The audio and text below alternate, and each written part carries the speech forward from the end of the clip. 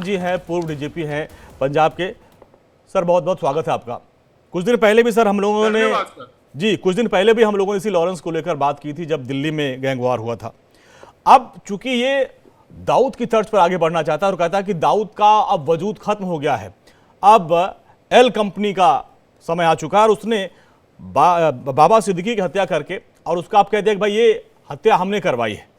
क्या मकसद था इसका? क्या ये जो मोटिव है हत्या के पीछे, या ये अपना दबदबा कायम करना चाहता है, या फिर इसने मैसेज करके ये क्या सलमान खान को कोई संदेश देना चाहता है?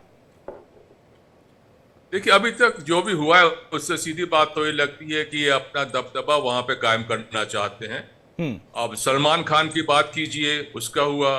इनका एक बंदा जो था कनाडा में बैठे हुए हैं, आर्मेनिया से पकड़े गए हैं, और लगातार जो पंजाब में मूसेवाला का मर्डर हुआ उसमें। तो बेसिकली जो गैंगस्टर्स होते हैं जब ऐसा काम करते हैं, एक तरीके से अपना एक संदेश भी भेजते हैं कि यस हम यहाँ पे हैं, अब हम इतना कर सकते हैं। कि जैसा हर चीज में होता है, हर क्षेत्र में होता है, हर व्यक्ति चाहता है कि उभर के आए और अपना दबदबा कायम करे, चाहे सही तरीके से हो चाहे गलत तरीके से हो। गैंगस्टर्स जो है लगातार नेचुरली गलत तरीके से अपना दबाव बनाना चाहते हैं, और इट्स क्लियर कि जो भी हो रहा है लगातार जहां जहां भी इंसिडेंट हो रहे हैं। और सबसे बड़ी बात देखिए, शायद मेरे ख्याल में यही गैंग आज की तारीख में है जिसके लिंक्स पूरे इंडिया में ही नहीं अब्रॉड में फैले हुए हैं जी।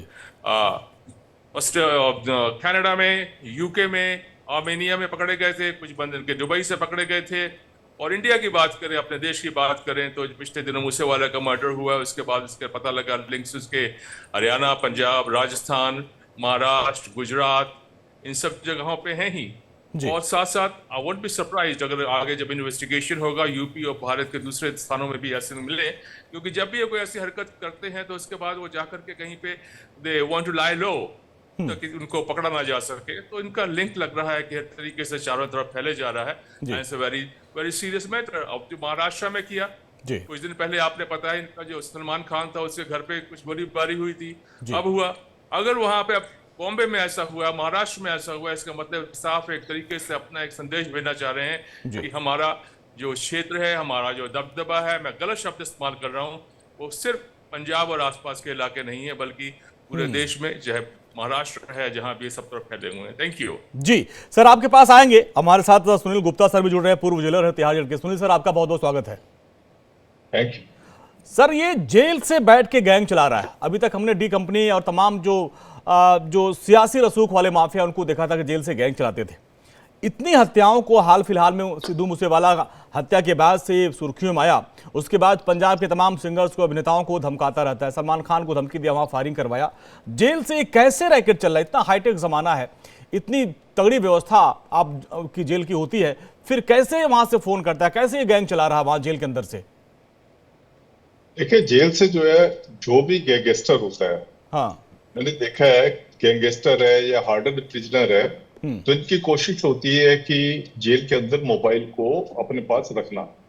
अच्छा, मोबाइल जो ये रखते हैं कोई अपने पास नहीं रखते, अपने जो जिस आदमी के ऊपर आप शक नहीं कर सकते उसके पास रखते हैं। और इनकी कोशिश होती है कि बाई हुक और बाई क्रोक मोबाइल को अंदर रखना ही है। अच्छा। और मोबाइल को अंदर आप देखेंगे कि मोबाइल को अंदर रख के वो ऐसी पिक्चर्स बाहर पब्लिक को देते हैं जिसमें वो दिखाएंगे कि वो जेल के अंदर खा पी रहा है, नॉनवेज खा रहा है, शराब पी रहा है। तो खाली एक ही संदेशा होता है कि अपना एक खौफ पैदा करना। वो अपना खौफ पैदा करेगा तो उतना जो विटनेस है जिन केसों में वो जेल के अंदर है, उतनी वो विटनेस उसके खिलाफ बयान देने नहीं आएगी। पहली बात तो ये होती है। और दूसरा ये होता है कि दूसरे उसके जो बाहर के गैंग के मेंबर हैं या नहीं है, कई लोग तो ऐसे होते हैं, बहुत मैंने देखा, मेरा तो काफी इस जिंदगी में रहा हूं मैं कि जहां गैंगस्टर से पाला पड़ा है जी।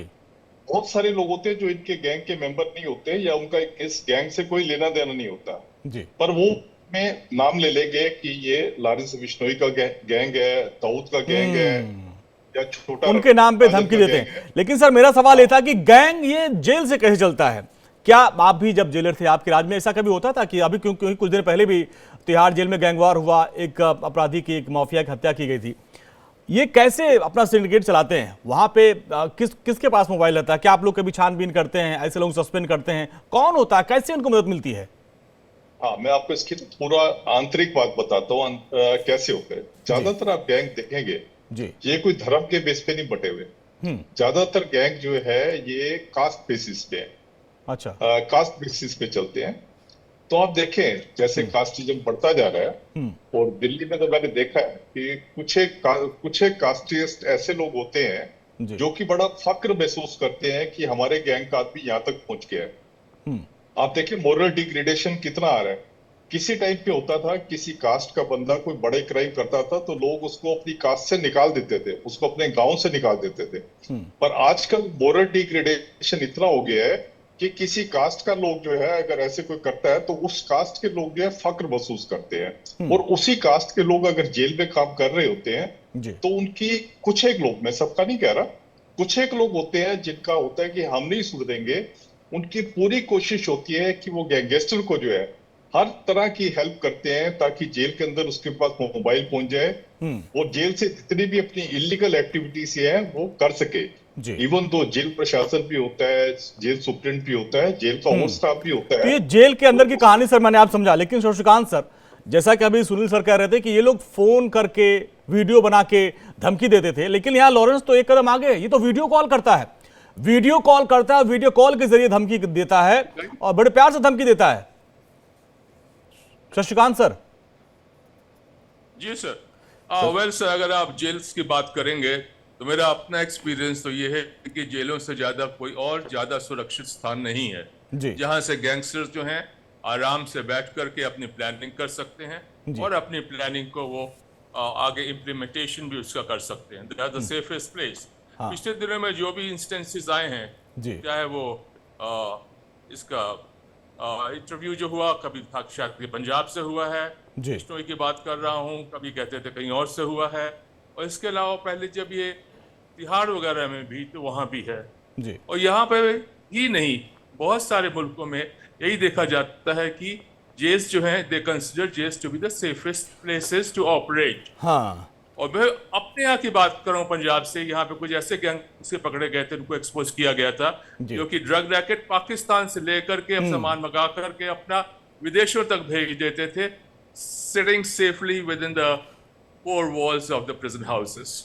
सर हमने देखा है कि पंजाब के जेल में तो बहुत गैंगवार हुआ, आपके समय में बहुत गैंगवार हुआ होगा, तो ये रैकेट चलता कैसे? और हम लॉरेंस बिश्नोई की बात करते हैं, लोग फोन पे धमकी देते हैं, ये तो मैं देख रहा हूं वीडियो कॉल पे धमकी देता। वो तस्वीरें जब हमने इसके पहले शो किया था, आपको बुलाया था, तो उन्होंने दिखाया था कि कैसे वो वीडियो कॉल पे धमकी दे रहा था। एक व्यापारी नोएडा का, गाजियाबाद का था।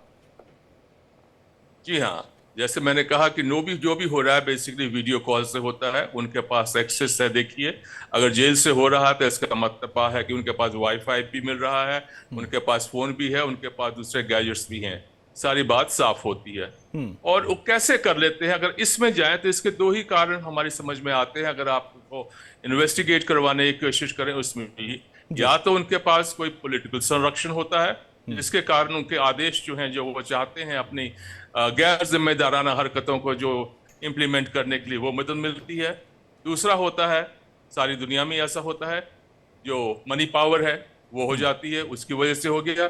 और तीसरा आता है कि कई बार जिनके जो भी जेलर स्टाफ है, आपने देख लिया कि इनके जो नेटवर्क कितने स्ट्रांग होते हैं। अब जेल स्टाफ जो है उनके अगर जो परिवार वाले बाहर बैठे हैं उन पे दबिश देना, उनको प्रेशराइज करना, उनको ब्लैकमेल करना, और उनको ब्लैकमेल करते हुए जेल के अंदर जो फैसिलिटीज उनको चाहिए, सही या गलत, वो लेना।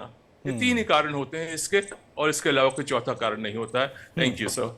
डी सुनील सर, सवाल यह है कि 90s के दौर में आपने देखा होगा कि डी कंपनी का बड़ा दबदबा था मायानगरी मुंबई में, और उस वक्त जो है जिसको जब चाहे तब वो मरवा देते थे, चाहे वो फिल्म स्टार हो या फिर कोई भी हो, बिल्डर, हर जगह उनका खौफ हुआ करता था। उस दौर में किस तरीके से वहां पे अंडरवर्ल्ड को साफ किया गया, मुंबई को क्लीन किया गया। अब वही चीजें फिर एक बार दिल्ली हो रही है। दिल्ली, राजधानी दिल्ली में आप देखिए हर दिन गैंग वार हो रहा है, और अब लॉरेंस बिश्नोई गैंग तो मुंबई तक भी अपना दबदबा बना रहा है। तो डी कंपनी की राह पे ये चल रहा है। तो किस तरीके से पहले मुंबई में अंडरवर्ल्ड का खात्मा किया गया था, अब क्या नई टेक्निक से माफिया काम कर रहे हैं? पुलिस कैसे इन पे लगाम कर पाएगी, क्योंकि लोग डरे हुए हैं अब? हाँ, देखिए क्या है कि कई बार तो जो पुलिस एडमिनिस्ट्रेशन है वो चाहता है कि ये जेल से मोबाइल इस्तेमाल करे। मैंने कई केसों में ऐसे देखा है। वो अच्छा। चाहते हैं कि इसको मोबाइल प्रोवाइड करो ताकि ये किससे बात कर रहा है, क्या बात कर रहा है, ताकि इसके और गैंग के जो मेंबर है उनका पता लग सके और उनके ऊपर जो हमने आगे कार्रवाई करनी है पूरा इसका नेटवर्क का पता लग सके ताकि आगे कार्रवाई हो सके। मैंने कई केसों में देखा और मैंने खुद मोबाइल प्रोवाइड करवाया है अच्छा। पुलिस के कहने से ताकि वो जो है उसके जो नेटवर्क है उसका जो है पता लगा सके। वो खैर अलग बात हो जाती है, पर जहां तक इनका है मोबाइल अगर इनके पास पहुंच गया जेल के अंदर, उसके बाद क्या होता है कि मोबाइल पहुंचने के बाद तो ये किसी को भी वीडियो पे थ्रेट दे सकते हैं, किसी टीवी वाले से इंटरव्यू भी कर सकते हैं, कि कुछ भी मतलब कुछ भी मिसचीफ जो है कर सकते हैं। आप मोबाइल पे कैसे बात करते हैं, देखिए जो सुप्रीम कोर्ट का ऑर्डर है कि हर एक हाई सिक्योरिटी वार्ड में जहाँ पे इनको रखा जाता है वहां पे मोबाइल जैमर होते हैं और कई कई सारे मोबाइल जैमर जो है हर एक जेल में जहाँ पे इनको रखा हुआ है वो लगे होते हैं। पर ये मोबाइल जैमर्स को डिसफंक्शनल कर लेते हैं। डिसफंक्शनल कैसे करते हैं, या तो उसकी जो इलेक्ट्रिक कनेक्शन होता है उसको ये सेपरेट कर देते हैं, या ये ऐसे करते हैं जैसे मोबाइल जैमर्स जो होते हैं वो एक राउंड शेप में एक गोल उस गोलाकार उसमें काम करते हैं। तो उसमें एक स्पेस ऐसा होता है वार्ड में जहाँ पे भी मोबाइल चल जाते हैं, जितनी भी आप कोशिश कर लो मोबाइल चल जाते हैं, उस जगह का इस्तेमाल करते हैं। या ये जो मोबाइल जैमर होते हैं अगर वो 4G के हैं या 3G के हैं, इनके फोन जो है अगर 5G के हैं तो उसको ये जैमर्स को सर डिफीट कर आप देते चूंकि हैं। सर जेलर रहे हैं, क्या ऐसी कोई टेक्निक नहीं होती कि कोई जो अपराधी है बात कर रहा है, आप लोगों के पास कोई ऐसी व्यवस्था, कोई ऐसी टेक्नोलॉजी कि आप ट्रेस कर ले कि नहीं भाई इस वहां से जो है ये बात की जा रही है उसको ट्रेस किया जाए? कोई ऐसी व्यवस्था आप लोगों ने नहीं किया है या अभी? ऐसी व्यवस्था जेलों में नहीं होती, पुलिस के पास होती है। पुलिस से ट्रेस कर लेती है कि कहां से वो बात कर रहा है।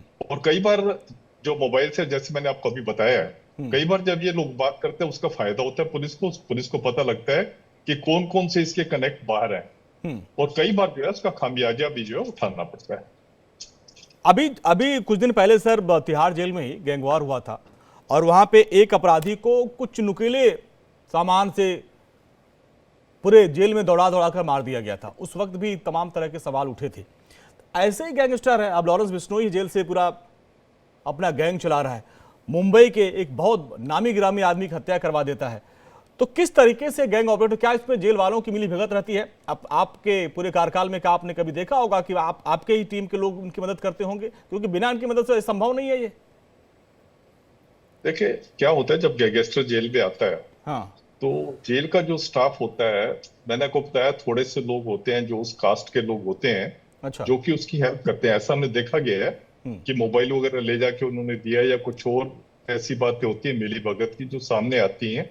पर जनरली क्या होता है कि जब भी कोई ऐसा गैंगस्टर आता है तो जनरली मैंने देखा है कि वहां पे एक ऐसा डर का माहौल बन जाता है, क्योंकि ये लोग जो है जेल वालों को, जेल का सीनियर अफसर होगा उसको धमकी दे देंगे, जेल का कोई और जो इनसे बिल्कुल जो कनेक्टेड अफसर होगा उसको धमकी दे देंगे, अच्छा। ताकि जो है एक इनका डर का माहौल रहे। उस डर के माहौल का भी ये फायदा उठाते हैं। सर अभी जो मुंबई में घटना हुई है इसको लेकर अभी जो बात सामने आ रही है, इसके पहले सलमान खान के घर पे जो फायरिंग करवाई गई थी या अभी जो बाबा सिद्दीकी साहब को गोली मरवाई गई है, इसमें कहा गया कि भाई लॉरेंस बिश्नोई गैंग का हाथ है।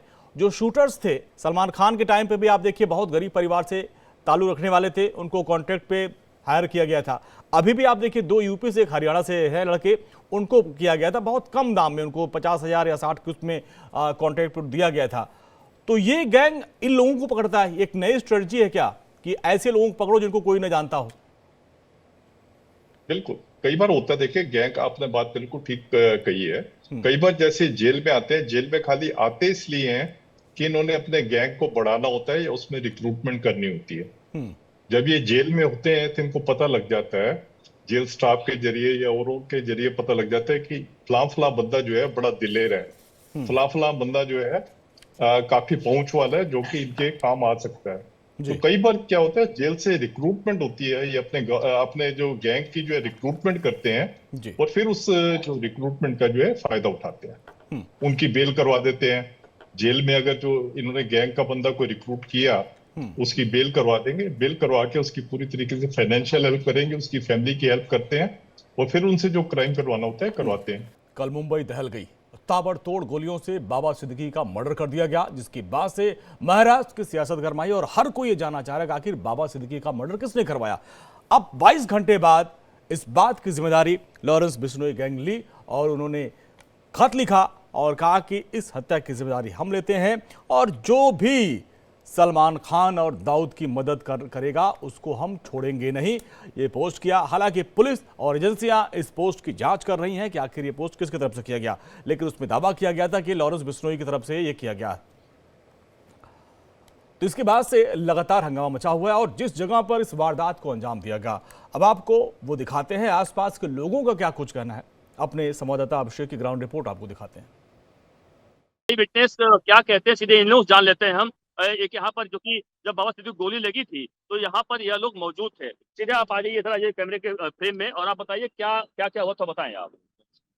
कांड हुआ था तो एक यात्रा निकली थी, तो हम आजू बाजू में थे, मेरे बहुत सारे लोग थे, तो यहाँ गोलियां चली तो लोगों को भगदड़ मची, इतनी भगदड़ मची कि लोग गिरते पड़ते भागे। एक आम आदमी को भी गोली लगी है पैर में। तो जो हुआ तो आपने पूरा दिखाई है, लेकिन जो चीज हुई है सर ये ठीक नहीं है। ऐसा क्यों नहीं होना चाहिए? मेरे ख्याल से जहां तक उनका राजनीतिक कैरियर है तो मैं समझता हूँ कि शायद उनकी किसी से दुश्मनी नहीं थी, अच्छे आदमी थे, लोग तारीफ करते हैं उनकी। लेकिन जो हो रहा है अहमद किसान के तौर पर जिस गैंग का नाम आ रहा है, तो कम से कम वो आदमी बैठ के अंदर से गैंग चला रहा है। बड़े ताज्जुब की बात है सर ये। उसके पीछे लेकिन उस दौरान जब आप यहाँ पे आए, जो यहाँ पे भगदड़ मची थी, पटाखे फोड़े गए थे, क्या क्या हुआ था उसको बताएं आप। पटाखे फोड़े गए थे, उसमें जो धुआं जो निकला वो पता नहीं किस टाइप का पटाखा था, समझ से बाहर है। उसके बाद ही ताबड़तोड़ 6 गोलियां चली थी। आप बताइए कितने लोग उस वक्त यहाँ मौजूद थे, तो आप ही बताएं कि कितने लोग उस वक्त यहाँ मौजूद था। इधर आप आगे आए थोड़ा सा, कितने लोग मौजूद थे, क्या संख्या कितनी रही होगी आपके हिसाब से। एक्चुअली में कैसे है, माता का जो स्थल दर्शन था, माता का विसर्जन का कल, तो यहाँ पे कैसे हो, वहाँ से रैली निकल के यहाँ पे आई ना, वहाँ पे पब्लिक यहाँ खाली पड़ा था, ज्यादा पब्लिक यहाँ पे नहीं थी। उनके ऑफिस के, उनका लड़का का ऑफिस है यहाँ पे, तो वहाँ पे पब्लिक थोड़ा जमा था और यहाँ पे थोड़ा खाली पड़ा हुआ था। वो पुलिस यहाँ पे प्रोटेक्शन के लिए खड़ी थी यहाँ पर। जैसे वो यहाँ पे गाड़ी खड़ी थी, जहाँ पे गाड़ी के पास चल के आए बैठने के लिए, उतने में 4-5 आए संदिग्ध लोग, उनको गोली से उनपे गोली बच्ची गोलसार कर दी उनके ऊपर। उसकी वजह से उनके 2 पेट में, 1 सीने में गोली लग गई उनके। जी तो हाँ। लेकिन जो आप लोगों आपने देखा उस दौरान, थोड़ा सा वो कहते हैं क्या वापस सिद्दीकी गिर पड़े, कितने लोग उठाने वाले थे उस दौरान, कितने लोग थे, पुलिस वाले थे वहाँ पे, थे नहीं थे। मैं एक्चुअली वहाँ कोने पे था, तो ये देख के आया, पुलिस वाले सबको भगा रहे थे घटना से, सब भाग रहे थे। लेकिन हम थोड़ा देवी के वजह भाग नहीं सकते थे, तो हमको विसर्जन के लिए जाना था। तो हम माता के मूर्ति के पास ही खड़े थे, बल्कि यहाँ पे स्थायी पानी भी थे, लोग थे यहाँ पे, उन लोग सब उनको हेल्प किया उठाने के, गाड़ी में उठाने के लिए। तो उन्होंने उनको गाड़ी। लेकिन आप लोगों को जो पहले पटाखा की आवाज आई, क्या लगा पटाखा फूट रहा है, गोली चल रही थी, कुछ आवाज क्या आई। वो जैसे गाड़ी के, उनके गाड़ी के आगे जस्ट आगे है ना, पटाखे लेके आए और पटाखे फोड़ना चालू कर दिया है। उसका उस पटाखे के अंदर बहुत सारी धुआं थी और केमिकल टाइप में था। वहाँ पे लोगों का आंख में आंसू जैसा धुआं बहुत सारी आ गई और आंख में आंसू आने लग गया, ऐसा केमिकल का पटाखे थे। काफी धुआं हुआ था, लेकिन उसी टाइम में उन्होंने धुआं का फायदा उठा के ताबड़तोड़ गोली चली, ताबड़तोड़ गोलियां चलाई और एक तो नहीं 6 राउंड गोलियां चलाई है। तो जो उस वक्त उनके जो बेटे थे, क्या जिसान सिद्दीकी उस वक्त मौजूद थे। नहीं, वो ऑफिस के पास, अपने ऑफिस के बाहर ही थे, साथ में निकल रहे थे, लेकिन कोई कौन आ गया था शायद, तो वो रुक रहे थे, ये पहले आ गए थे, वो उसके बाद में जो है जगह आपको दिखाते चलता हूँ। ये जो जगह है, ये देखिए कि इस जगह पहले आपको मैं सीधे से दिखा दूं, देखिए जहाँ पे गोली लगी थी, वापस एक बार आपको दिखाते चलूं। ये देखिए लाइव तस्वीरें आप देख सकती हैं, गोली नंबर 1, ये देखिए गोली नंबर 1, यहाँ देखो लिखा हुआ है गोली नंबर 1। यहाँ देखिए गोली नंबर 2, ये देख लीजिए गोली नंबर 2, एक गोली नंबर 3, एक गोली नंबर 4। उसके अलावा आप देखिए कि यहाँ पर आप दिखाऊंगा, ये देखिए गोली नंबर 5, ये देखिए गोली नंबर 5 लिखा है, और यहाँ पे देखिए गोली नंबर 6, यानी 6 के 6 जो गोलियां हैं वो यहाँ पे सबका नंबरिंग डाला हुआ है, यहाँ पर साई गई। आपको तस्वीर एक और दिखा दो, देखिए यहाँ पर, ये देखिए यह पूरा जो है फुटपाथ का एरिया है और किस तरीके से यहाँ पर, हालांकि और इस जगह पर जो पेड़ देख रही हैं आप, ये पेड़ के पास एक यहाँ टेम्पो खड़ा था, इस टेम्पो के पास यहाँ पर टेम्पो खड़ा था और टेम्पो के पीछे वो छुपे हुए थे, टेम्पो छुपे हुए थे। जैसे ही बाबा सिद्दीकी आते हैं, बाबा सिद्दीकी गाड़ी जो थी वो इसी जगह पे खड़ी थी, जो देख रही है इस जगह पर ही गाड़ी खड़ी थी, जो जहाँ पे आपको बैरिकेड दिखाई पड़ रहा है, इस जगह खड़ी थी। और बाबा सिद्दीकी जैसे ही बैठने आते हैं, उन्होंने ताक लगाए बैठे थे और जहां से आ रहे थे, आप दिखाऊं आपको, देखिए यह जो जगह है, यह रास्ता है, देखिए यहाँ पे जो माता जी की जो मूर्ति आ रही थी विसर्जन के लिए, और जो ऑफिस आपको दिखाऊंगा, यह देखिए जगह यहाँ से मुश्किल से 100-200 मीटर की दूरी है। आपको देखिए ये जो ऑफिस है, यह बाबा सिद्दीकी यानी जिशान सिद्दीकी की ऑफिस है, जहां पर वह वहां से आ रहे थे, पैदल चल कर आ रहे थे। जिशान सिद्दीकी भी साथ में मौजूद थे। लेकिन आपको ऑफिस देखिए, देखते चलिए, आपको लगातार इंडिया डेली एक्सप्रेस खबर दिखा रहा है। ये देखिए जो पुलिस वाले यहाँ बैठे हुए हैं, और आपको दिखा दो जनसंपर्क कार्यालय का यहाँ बोर्ड भी लगा हुआ है। यह बांद्रा ईस्ट असेंबली 176, आप देख लीजिए इस वक्त टीवी स्क्रीन पर। यह वही जगह है जहां पर बाबा सिद्दीकी इस वक्त जो कल आए थे, शाम को 7:30 बजे यहाँ पर आए हुए थे, मौजूद थे। यह जो जगह है आप देखिए कि यहाँ पर आप देख सकते हैं किस तरीके से बाबा सिद्दीकी उनके जो उनके बेटे हैं या जिशान सिद्दीकी, उनका यह कार्यालय है। इस कार्यालय में ताला लगा। यहाँ से किससे निकले थे, क्या हुआ था, तो कि आप लोग बता रहे थे कि आप चाय भी पी रहे थे आप लोग। यहाँ से दिखाया, मुश्किल से यहाँ से जाते जाते 50 कदम दूर होगा, ज्यादा नहीं। बिल्कुल, दोनों बाप बेटे निकलने थे यहाँ से, जानकारी है तो वो आगे तक पहुंचे, क्योंकि कौन आगे में शायद रुके, तो वही टावर चल रही है, पूर्णिया के लिए। तो अभिषेक की रिपोर्ट को आप देख रहे थे, वो ग्राउंड जीरो पर पहुंचे और वहां पर जो चश्मदीद थे उनसे वो बात कर रहे थे। हमारे साथ दो खास मेहमान जुड़े हुए हैं। सुनील गुप्ता सर हैं, पूर्व जेलर तिहाड़ जेल के, और हमारे साथ जुड़ रहे पीके जैन सर हैं और पूर्व एडीजी मुंबई के। पीके सर, सबसे पहले आपके पास आएंगे, आपसे जानने की कोशिश करेंगे 90s का वो दौर था जब आपने देखा होगा किस तरीके से वहां पे अंडरवर्ल्ड का राज चलता था। एक बार फिर से अब लॉरेंस बिश्नोई गैंग ने दावा किया कि हमने हत्या करवाई, उसने दिन दहाड़े इतने शाम के तब वहाँ चहल पहल रहती, वहाँ पे हत्या करवा दी। तो इसको लेकर क्या लगता है कि ये गैंग क्या डी कंपनी की राह पे चल रहा है? देखिए, नमस्कार जी। मेरा इसमें ऐसा मानना है कि जो पुराने जितने गैंग्स थे वो मुंबई के होम ग्राउंड गैंग्स थे, सब यहीं से निकले थे और यहीं पे पनपे, यहीं पड़े हुए। उनको मेनली जो सपोर्ट सिस्टम था वो पूरे सिटी का था या यहाँ के लोगों का था, और कुछ मिकदार में लोग जो थे वो ईस्टर्न यूपी से या हिंदुस्तान के दूसरे एरिया से आए थे। अब एक नए गैंग के लिए पिछले 10 साल से मुंबई में कोई ऐसी बड़ी घटना नहीं हुई।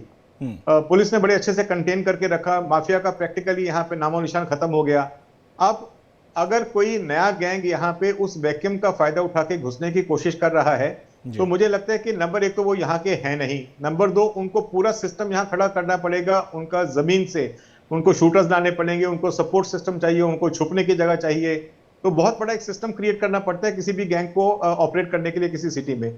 तो वो सारा सिस्टम खड़ा करने तक, और यहाँ की पुलिस ऑलरेडी काफी हद तक हमारे पास में पुराने दशक से, मतलब अब आप 90 का दशक देखें और आज की तारीख में बहुत सारी टेक्निकल इंप्रूवमेंट हो चुकी हैं। मुंबई पुलिस के पास में बहुत सारी टेक्निकल इंटेलिजेंस इकट्ठा करने के तरीके हैं, technologically, weapons wise, training wise, mental equipment wise लोग बहुत आगे बढ़ चुके हैं। तो ऐसे में किसी नए गैंग को यहाँ पे आके अपनी पैठ जमानी मेरे हिसाब से असंभव है। ये कितना भी क्लेम करते रहें, इस तरह के इक्की दुक्की घटनाएं और होंगी, इसके लिए मैं ना नहीं कर सकता, घटनाएं जरूर होंगी, लेकिन कोई गैंग यहाँ पे जगह ले पाएगा, अपनी जगह बना पाएगा, जम पाएगा, ये मुझे कोई संभावना दिखती नहीं है। ऐसा कुछ इंसिडेंट जरूर होंगे वो डराने के लिए। किसी भी गैंग की जो एग्जिस्टेंस है वो लोगों को भयभीत करना, अपनी पब्लिसिटी करना, इन चीजों के ऊपर ज्यादा रहती है। देखिए, कोई भी टेरर का काम हो या गैंग का काम हो, तो एक काम करेंगे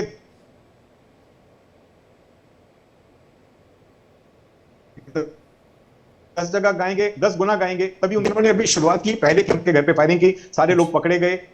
मुझे लगता है कि हाथ जो थे वो शायद लॉरेंस बिश्नोई या उसके गैंग के सीनियर मेंबर तक नहीं पहुंच पाए। लेकिन अभी ये केस हुआ है, इसमें एक सीनियर पॉलिटिशियन जो है उनको मारा गया है। तो पुलिस अपनी काम कर रही है, 2-3 लोग ऑलरेडी कब्जे में आ चुके हैं, बाकी का जो उसका नेटवर्क है वो भी काफी हद तक पकड़े जाने की संभावना है। तो मुझे नहीं लगता कि किसी भी हालत में पुराने गैंग्स को जो जिस तरह का दबदबा और जो जगह अपनी यहाँ पे दाऊद गैंग जैसे गैंग बना पाए, वो उस तरह का रुतबा या उस तरह की जगह कोई दूसरा गैंग बना पाएगा। वो भी मुंबई से। एक चीज सर आपसे और समझना चाहेंगे, वाई श्रेणी की सुरक्षा थी बाबा सिद्दीकी जी की, ऐसे में जो सीसीटीवी फुटेज आ रहे हैं, जो हमारे सहयोगी ग्राउंड जीरो पे गए भी थे, जिस वक्त वो जिशान के दफ्तर से बाहर निकले उस वक्त उनके अगल बगल कोई पुलिसकर्मी या कोई था नहीं। तो वाई श्रेणी की सुरक्षा को लेकर तमाम चूक की बात सामने हो रही है। देखिए, बहुत बार ऐसा रहता है कि ये कोई नई बात नहीं है। बहुत सारे जो प्रोटेक्टी हैं वो अगर कहीं एक जगह विशेष पे जाना चाहते हैं तो वो पुलिस की सिक्योरिटी को साथ में नहीं लेके जाते, चुपचाप अनमार्क्ड गाड़ी में बैठ के निकल जाते हैं। अब उनकी सुरक्षा के लिए जो कर्मचारी दिए गए थे उनको छुट्टी दी या नहीं दी, ठीक है पीके सर, आपके पास आएंगे, थोड़ी ऑडियो में प्रॉब्लम आ रही है, दोबारा संपर्क करके उसको सही करते हैं। सुनील गुप्ता सर हमारे साथ जुड़े हुए हैं, तिहाड़ जेल के पूर्व जेलर हैं। सुनील सर देखिए, अभी पीके जैन सर भी हमारे साथ जुड़े हुए हैं, पूर्व एडीजी मुंबई के। वो कह रहे हैं 90s वाला जो गैंग था वो खत्म हो चुका है, क्योंकि वो वहीं के लोकल थे, कुछ कुछ इधर पूर्वांचल से उधर से आए थे, लेकिन उनको वहाँ का सपोर्ट मिलता था। लेकिन अभी वो गैंग खत्म हो चुका है। अब नए गैंग को आके मुंबई में पांव जमाना इतना आसान नहीं होगा। लेकिन जिस तरीके से अभी हम लॉरेंस बिश्नोई की बात करें तो पंजाब, हरियाणा, दिल्ली, इन इलाकों में इसका काफी दबदबा है। और आपके तिहाड़ जेल में भी उसके तमाम गुर्गे छुपे हुए हैं। कुछ दिन पहले एक गैंगस्टर की वहीं पर हत्या की गई थी। तो क्या अब ये गैंग इन इलाकों से मुंबई तक जाने की कवायद कर रहा है और ऐसी घटनाओं को अंजाम देकर अपना दबदबा या दिखाना चाहता है कि हम भी हैं, हमें हल्के मत लो? देखिए, जहां तक लॉरेंस बिश्नोई की बात है, इसको तो ये कह रहे हैं कि कनाडा में भी जो सिद्धू मूसेवाले को मारा था जी, पंजाब में जो मारा था, कनाडा से गोल्डी बरार वगैरह ने जी, इसका हुक्म लेके उन्होंने मारा था। तो जो बंदा कनाडा पहुंच गया, तो बॉम्बे वगैरह तो अभी हिंदुस्तान में ही है। बाकी क्या होता है कि जो भी गैंगस्टर्स होते हैं, अब ये बात तो बिल्कुल ठीक कह रहे हैं कि जो डी गैंग की जो क्रिमिनल कंटेन करता, पर भी छोटे मोटे गैंग बिश्नोई है, पहले ये खाली तिहाड़ जेल में होता था, फिर इसने पंजाब में अपना पैर पसारा और अब इसका धीरे धीरे पैन इंडिया हो रहा है। ठीक है। तो सुनील सर, आपके कुछ नेटवर्क में प्रॉब्लम है, आपकी आवाज भी कट करके आ रही है। पीके जैन सर अभी जैसा कि बता रहे हैं कि सर भी कि नहीं, वो कनाडा तक पहुंच सकता है। कनाडा से उसने गोल्डी बरार के जरिए यहाँ पे सिद्धू मूसेवाला, जो कि पंजाब के बहुत चर्चित गायक थे, उनका मर्डर उसने करवा दिया था। सलमान खान के घर के बाहर उसने गोली चलवाई। इसके अलावा अब बाबा सिद्दीकी का मर्डर करवा दिया। अब इस पर भी आप पैटर्न देखिए, जो सलमान खान के घर के बाहर जो गोली चलाने वाले लड़के थे वो भी बहुत नए लड़के थे, उनका कोई क्रिमिनल बैकग्राउंड नहीं था, मिडिल क्लास से गरीब परिवार से आते थे। यहाँ पर भी जो 3 हैं, 2 पकड़े गए, 2 यूपी के बहराइच से, बहुत गरीब परिवार से है, तीसरा हरियाणा का है। तो क्या ये गैंग ऐसे शूटर्स को पकड़ता है जिनका कोई इतिहास ना हो?